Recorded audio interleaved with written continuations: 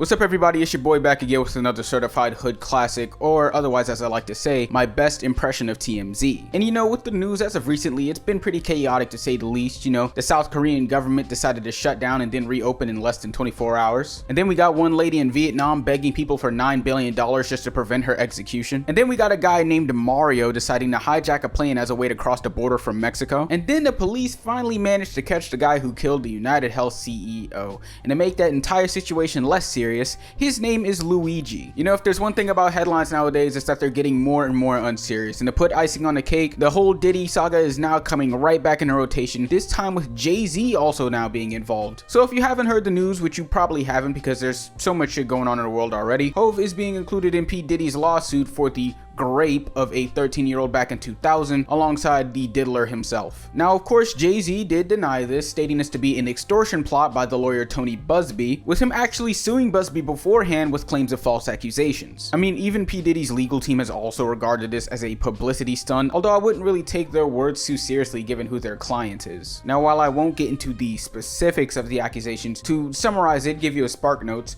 basically back in 2000 a 13-year-old was at a party which included the likes of Jay-Z and P. Diddy. She just happened to get intoxicated and lose her sense of self and proceeded to be sexually assaulted by Jay-Z, with the diddler himself following in right afterwards. Now there are quite a bit of questions to be asked during this entire situation, like why is a 13-year-old at a celebrity party with alcohol? But then again though, Aaliyah was 15 when she was groomed by R. Kelly, and Beyonce was 17 when she got groomed by Jay-Z. So I wouldn't say it's too random to find children being surrounded by predatory celebrities back then. Secondly, who is this Tony Buzbee guy, and why is he seen as being such a sketchy man? Well, Buzbee has a pretty interesting history as a lawyer himself, even going against Deshaun Watson back when he was under fire because he couldn't keep his hands to himself. He also defended Jimmy Buffett, Governor Rick Perry, and over 10,000 offshore drill workmen during a class action lawsuit. But he's also been under a bit of fire this year as well for assaulting a former client, allegedly, with her even having medical records to show for it. But I guess the only reason why this wouldn't really be at the main spotlight for him is because of the fact that he's also going against P. Diddy, so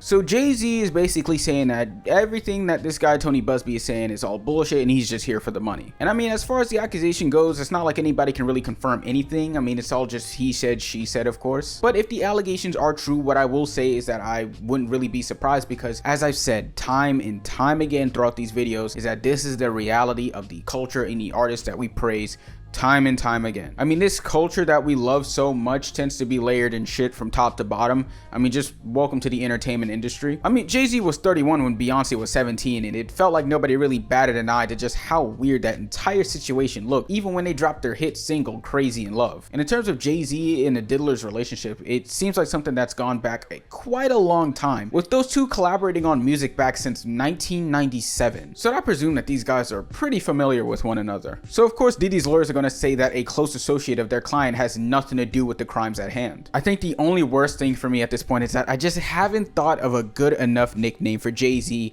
now that he's also involved in this case. JCP? J Diddy?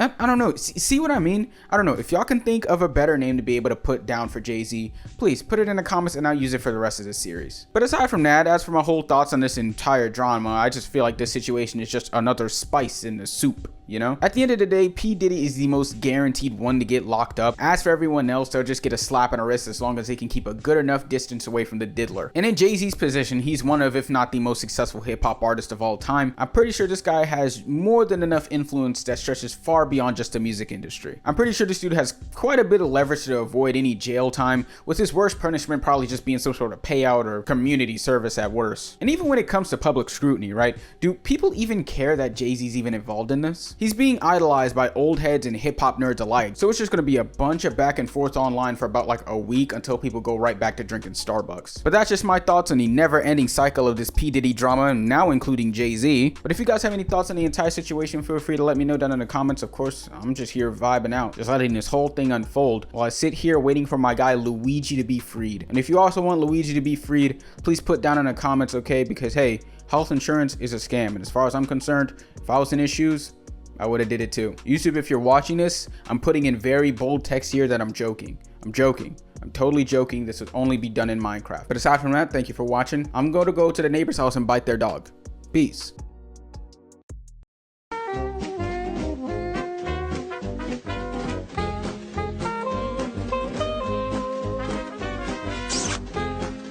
happened?